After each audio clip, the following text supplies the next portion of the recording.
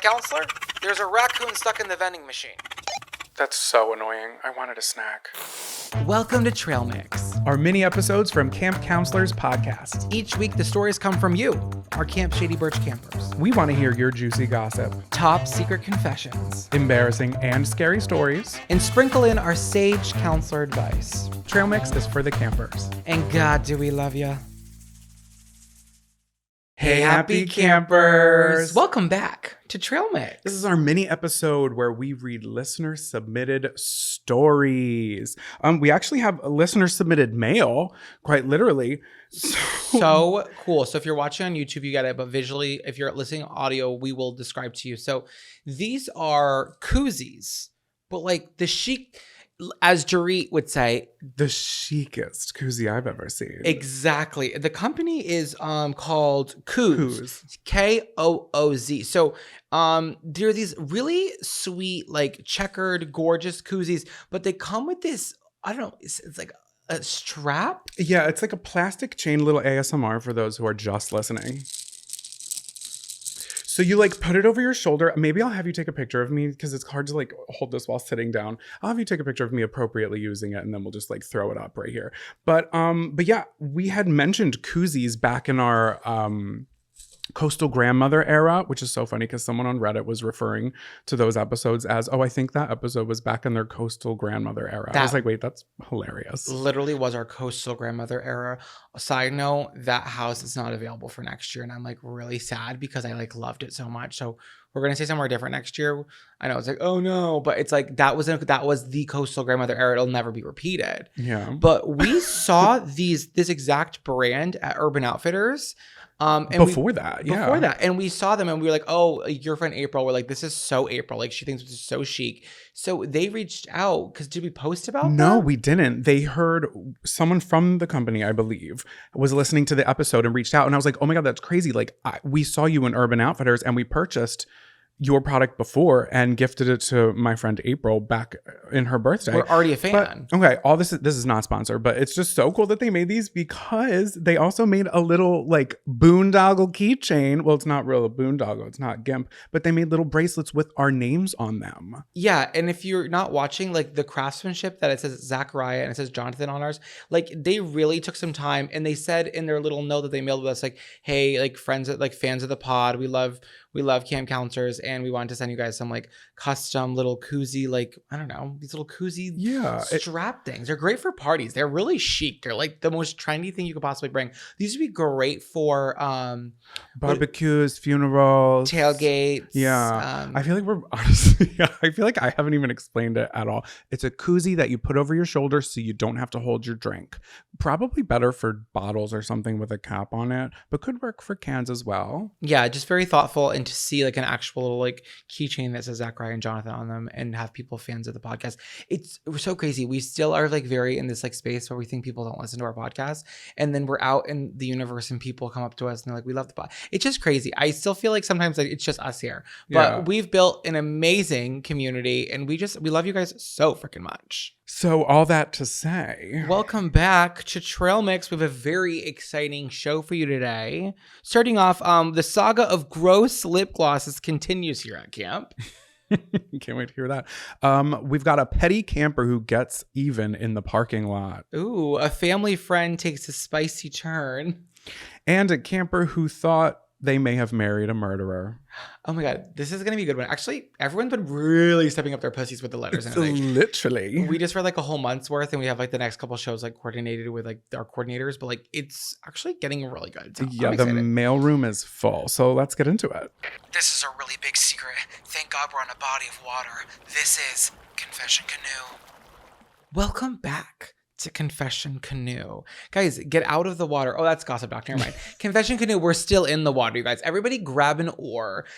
Canoeing is actually really difficult. I would never willingly canoe. That's why I'm a part of the Kayak Leaders of America here at Camp Shady Birch. And the Birdwatcher Society. Yeah, canoeing has got there. You need some upper body, some core. It's got a lot going on. But that's why we prefer just to gossip in the canoe. We let other people do the canoeing forest here at Camp Shady Birch. We have 2 confession canoes, correct? Correct. Okay, I'm going to go first. I already talked about gross lip gloss. This is just hysterical. I was laughing out loud when I read this email. Okay.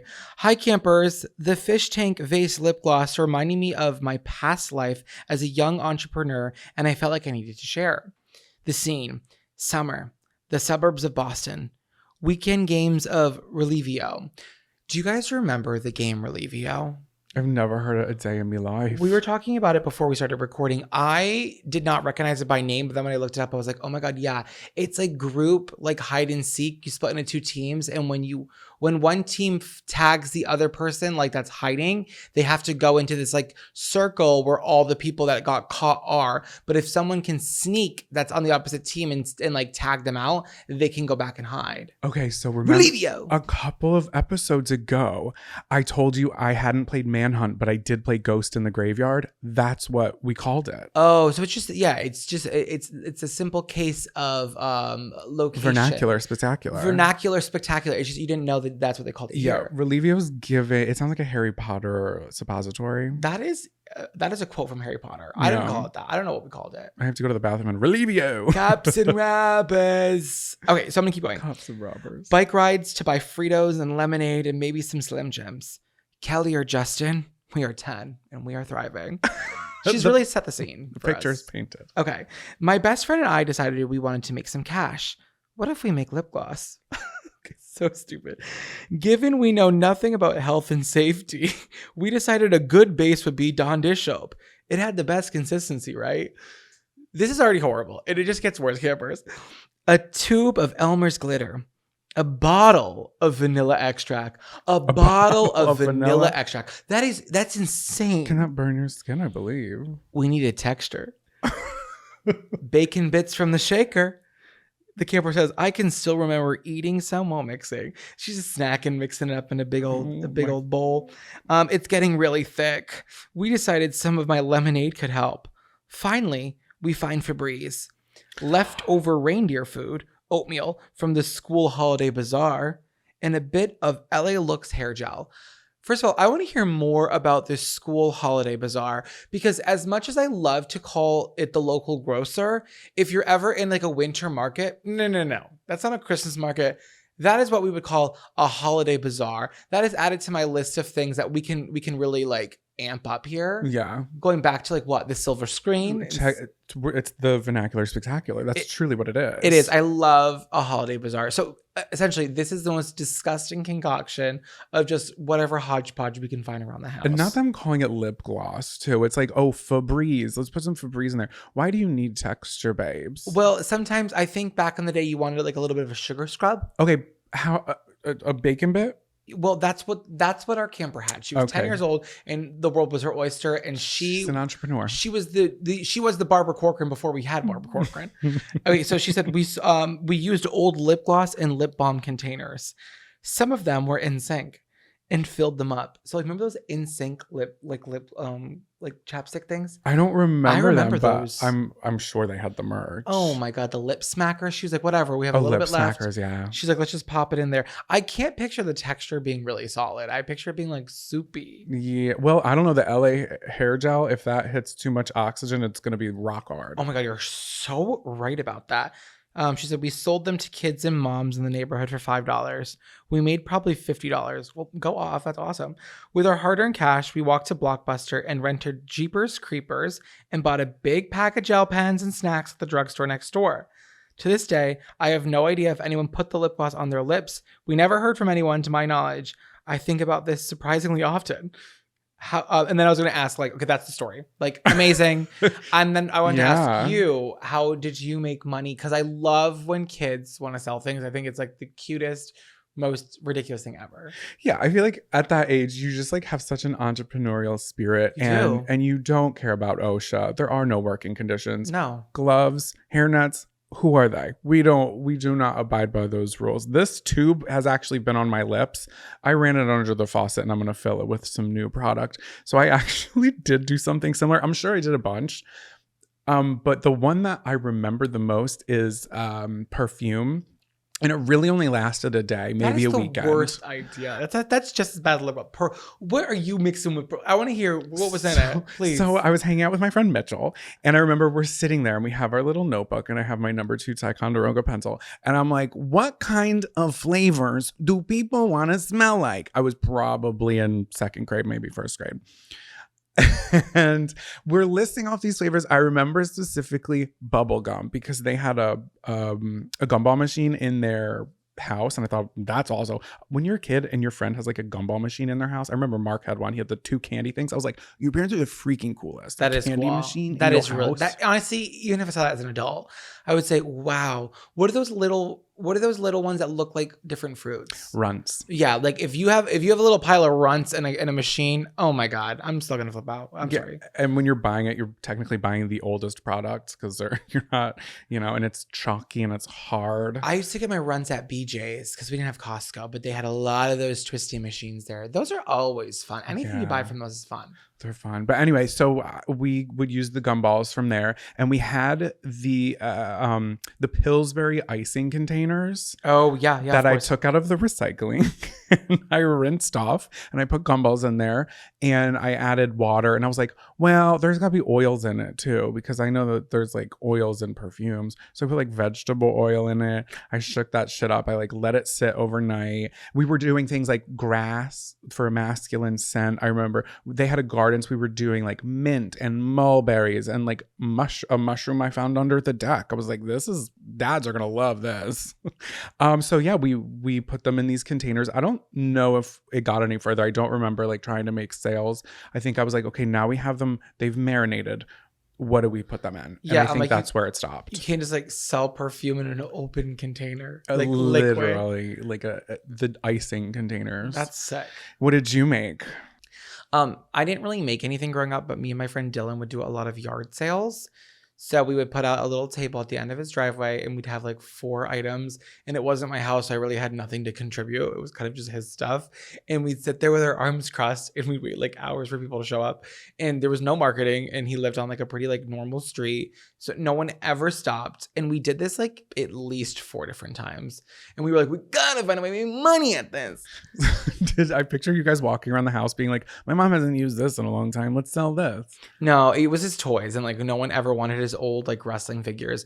But his dad was a professional truck driver. I've talked about his dad so much on this podcast. Shout out Ron. I like was with Dylan every single day. So his dad would pay us like $10 to wash his rims on his truck with like this special like degreaser, so we'd make them really shiny, and he'd give us $10. And I was telling you before we started recording today, I was like, when kids make money at a young age, like the world is truly your oyster. Like we would go to the corner store and we would get soda and we would get sandwiches and like candy, and we would like, it was like the best. Like making a transaction as a child is like, it's like, don't take them to Disney World.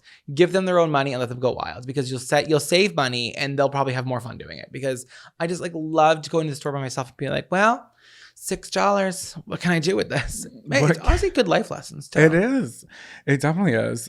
Consumer decisions for sure. And also you absolutely are that person who like, if we see a lemonade stand, like when we first moved here and we were exploring like Brooklyn, we were walking around everywhere, and you saw like down one street, we weren't necessarily going down, that there was a lemonade stand. You're like, we're going down here and we're gonna help these kids out. I know, so but you definitely participate. Kids definitely need Venmo things. So if you're a parent out there and your kid wants to do it, make sure you do like a Venmo thing, because nobody has cash anymore.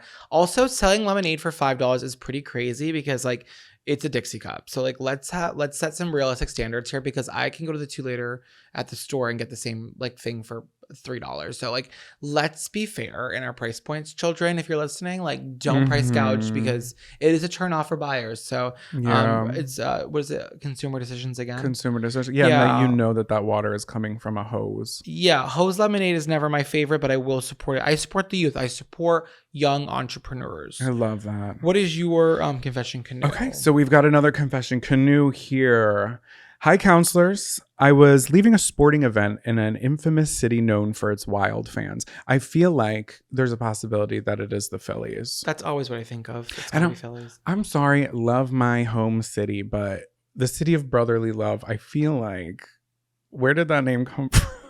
Yeah, there's no brotherly love when it comes to sports in Philly. It's crazy there. Think we've outgrown that that nickname a little bit. Okay, anyway, if you've ever left a professional sporting event or a concert, you know it's a mess. Cars everywhere and cutting you off left and right. Remember when we were leaving Dua Lipa and my brother's car hit that the cone and the cone got sucked up into his wheel well? Yeah, your brother has a huge truck, and that's like what will happen. So. Yeah, that was crazy. Okay. My fiance and I were pulling out of the parking lot, and a large white SUV next to us was attempting to cut us off. I kept inching up, and so did they. So they're kind of like they're trying to merge into this thing, but this person from behind them is, trying to inch in front of them, which is annoying. So eventually our cars are within 6 inches of each other. Something's got to give. Mm-hmm. Next thing I know, the passenger window of the SUV rolled down its window, and this drunk man is yelling at me, calling me a douchebag. Over his slurring words, a woman who I assume is his wife is telling me how traffic works, saying, it's like a zipper. You go, I go, even though they clearly were cutting me off. Mind you, traffic is at an absolute standstill since everyone is leaving at once. At this point, my window is rolled down and I'm ready to go toe to toe with this guy. My fiance says no and rolls up the window. I did reluctantly, but sometimes in these situations, it's hard to be the bigger person. Always, yeah, I agree. We were stuck behind this car for another 20 minutes when I noticed on their car a small bumper sticker of a business. When I got home, I put on my FBI hat and I got to searching the World Wide Web. Lo and behold, I found the man who was screaming at me along with his business, which was listed on a sort of Yellow Pages site with his picture, personal cell number, and email address.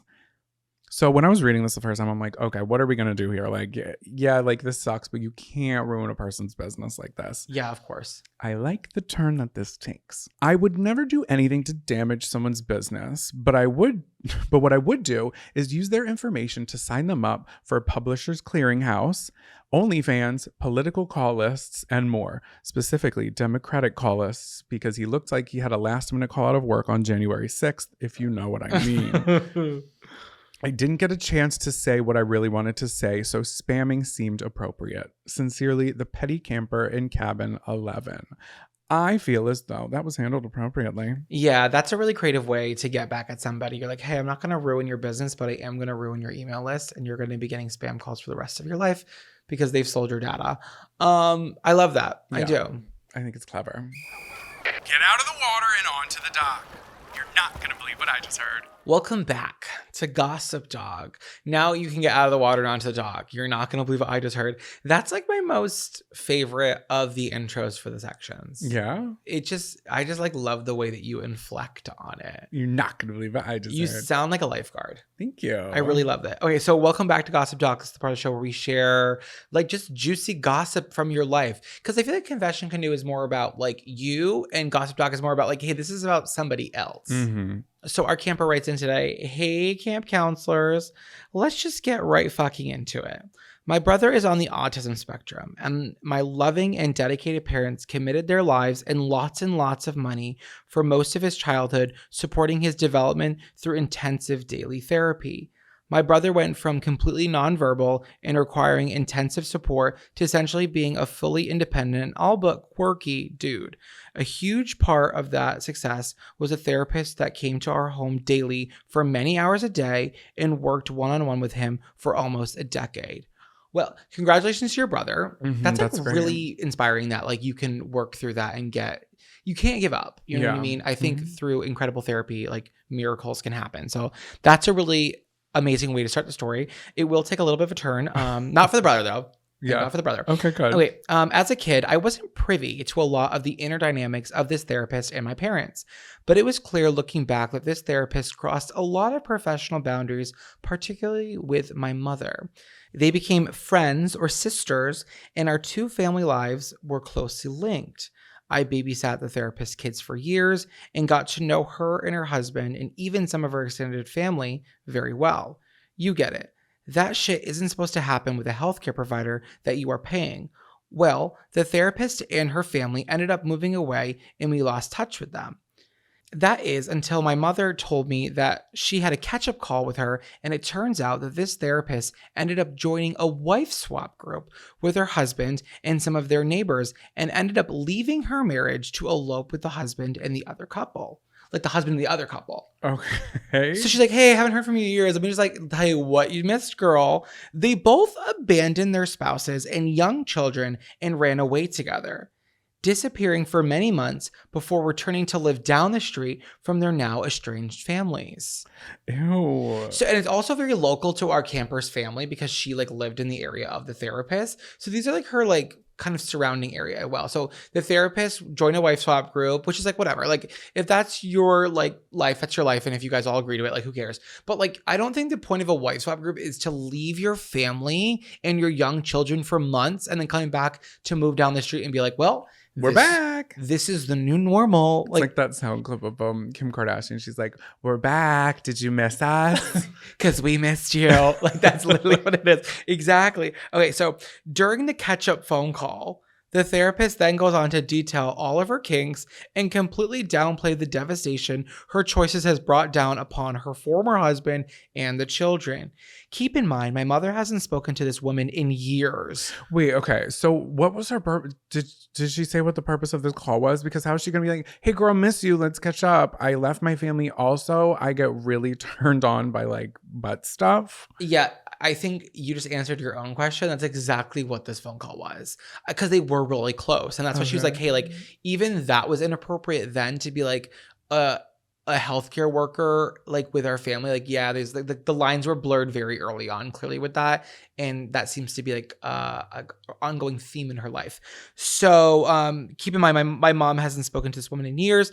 The therapist ends the conversation by asking if my mom and dad would be interested in participating in a wife swap with her and her new husband. So they're looking for more. It's got to be kind of hard to find.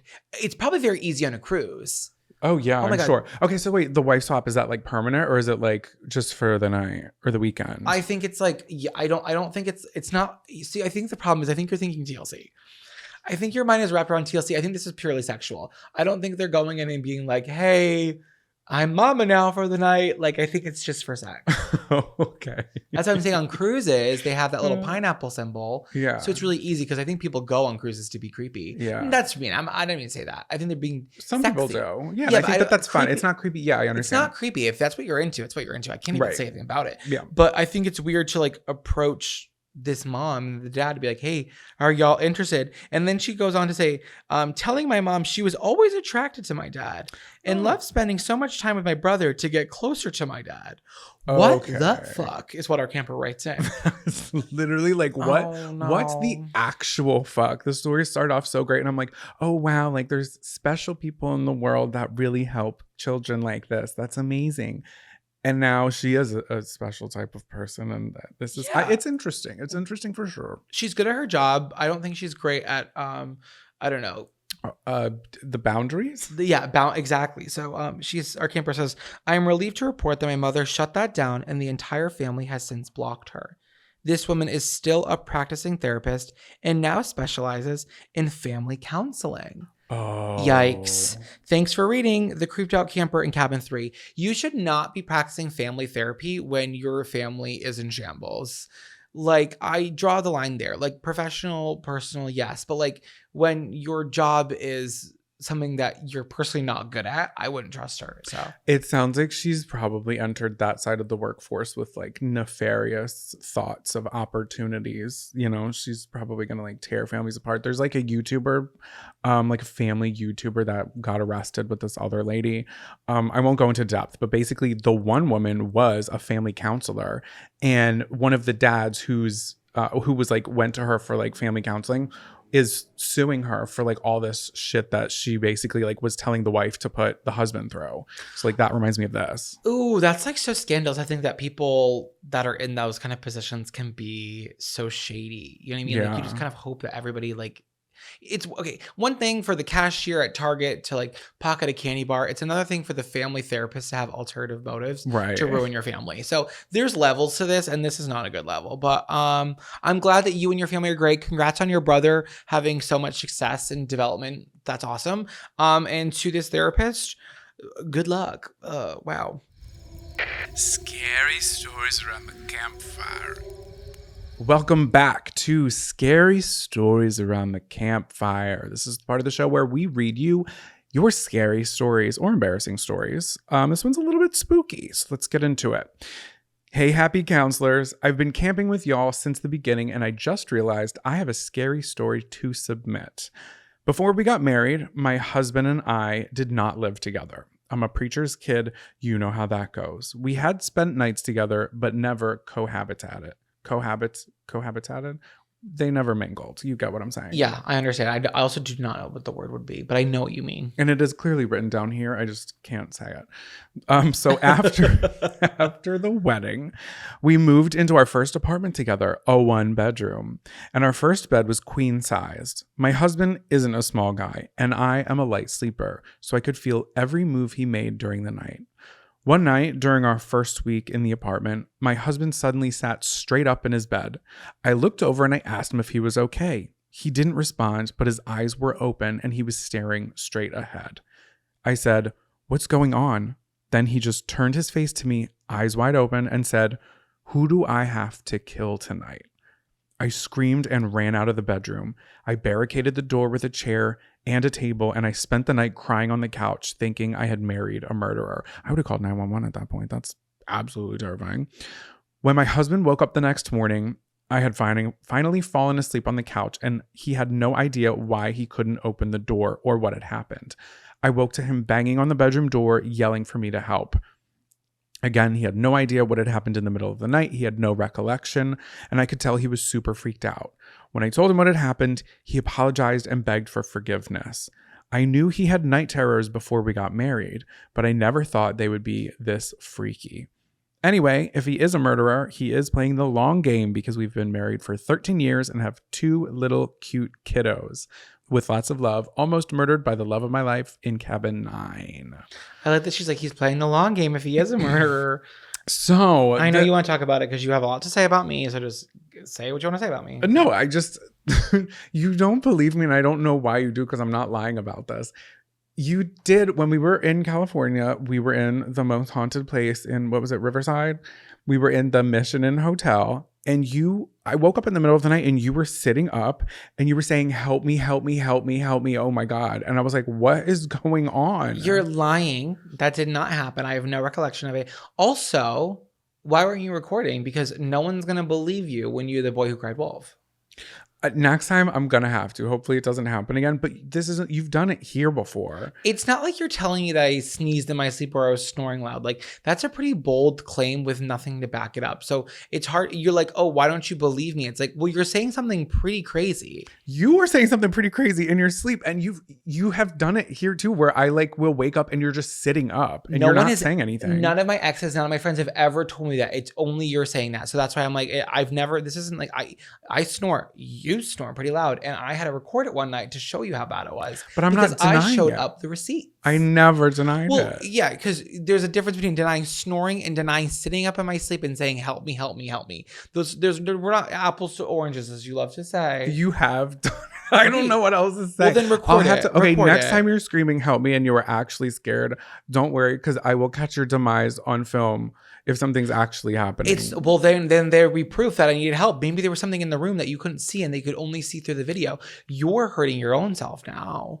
Okay, we'll go with that narrative. But well, I'm glad he's not a murderer, and I'm glad that things are working out. Yeah, night terrors are scary. I had like 17 night terrors last night. Wait, what? Yeah.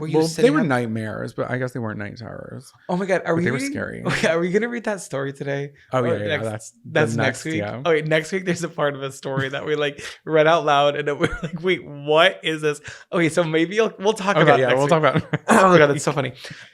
Wait, yeah. So what were your night terrors about? Was it nightmares? What were they about? I don't remember. I just remember they were scary. And I woke up a lot in the middle of the night. Why can't we remember our dreams? It's like so annoying. It's like you have to like get up and write it down immediately or they like completely evaporate. I remember having a reoccurring dream when I was a little kid about being in the back seat of the car in like a car seat. And this was maybe preschool because it was at my old house. And I was in the back seat of the car in my car seat and the car was going in reverse and there was no one in the driver's seat. And there was into highway traffic behind me. It was just going in reverse, rolling down a hill. And then as soon as like a truck would hit it, I would wake up. Did you look into that, what that means? No, because in preschool, I don't even know if I understood what a car accident was. Yeah, but if you look up like car accident dreams, what does this mean? It's pretty telling because I have a recurring dream of a fox chasing me, like at a distance, but it's always like, it's almost like stalking me. And like, I kind of forget what it means. It means that it's basically an anxiety form, but that's been a recurring dream my entire life. And I hate foxes because of it. Oh, They're never cute to me. Even the cute foxes, I'm like, that's a scraggly ass cat dog. I'd kick it in the face. And I mean that with my whole chest. So I don't care, PETA. But anyways, yeah. So at least when I set up in my dreams, I'm not saying who do I have to kill tonight, because that's really intense. yeah, that would be a different story. Hopefully he's not playing the long game and it was just a night terror. Yeah. Great show today on Trail Mix. Thank you guys so much for listening, and thank you for all of the new reviews. We do read them and we really appreciate them. So thank you so much for listening today. Yeah, so if you want to write a review and you haven't yet, you can rate us 5 stars. Please, 5 stars. Write a little cute message in. And if you want to write into the show, we have a ton of segments. You can go to campcounselorspod@gmail.com. Campcounselorspodcast.com. Yeah, there's different ways. And you guys already know. You're pretty well versed in the universe at this point. We'll see you at the mess hall. Tonight we're serving sloppy joes and sliced strawberries. And perfume. That, really quickly, you know what's so weird? What? Parent Trap based. I posted a video this week and Elaine Hendricks commented on it, being like about I said I had that little like lizard in the video. Yeah. And I said in the video that I dressed up as her for Halloween in 2020. And she commented, she's like, oh, I love that lizard. And I commented back, I was like, do you remember commenting on that video years ago? And she said, yes, I do. Yeah, of course she does. She remembers it. Yeah, but she gets a lot of Halloween costumes. I'm sure. Sorry, Parent Trap themed stuff. Whatever. We'll see you next week. And with that being said, lights out, campers.